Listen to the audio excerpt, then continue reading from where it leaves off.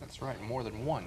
More than one, and that's why Very even, excuse me, more than one, because in Genesis 1:1, it is a mistranslation to say, in the beginning, God created the heavens and the earth. That is not what it says in Hebrew. It says, in the beginning, Elohim created the universe, or created the heavens and the earth. Elohim is God in the plural, more than one. That's why later on in Genesis 1, or Genesis 2, God says, come, let us make man in our image, according to our likeness. Now, here's an interesting point.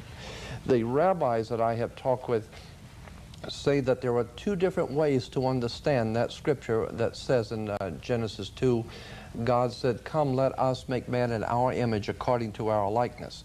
There is the one way that we understand that, which is, we are reading it to say that God is saying to someone, let's make a creature called man, and we'll call him man. Let's make a creature, and we'll make him to look like us or have our attributes or whatever.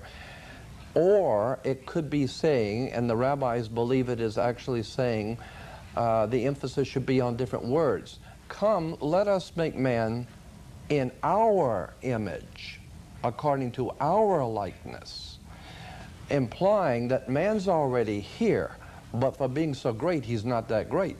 So someone is stepping in and intervening in our evolution and saying, let's take man and make him in our image. Let's fix him. Let's fix him. Yeah.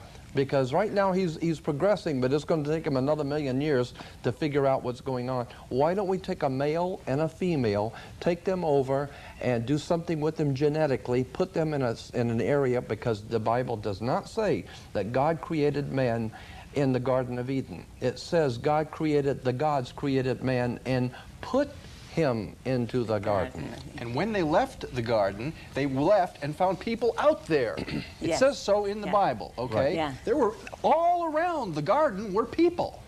And when Adam and Eve were told, had two sons, Cain and Abel, when Cain kills his brother Abel, God says you have to leave out of this protected area. Cain says to God in the scriptures, do not send me out there, because anyone finding me out there is going to kill me. Now he's got God believing there's somebody out there, because God says, no, I'm not going to let them kill you. I'll put a mark on you. Now God believes there's somebody out there.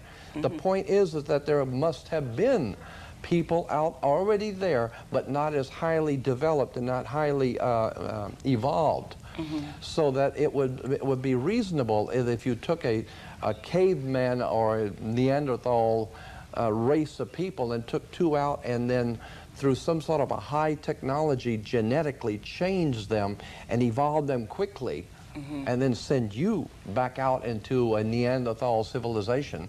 Now you're going to be totally different, and they're going to remember that you left and now you come back different.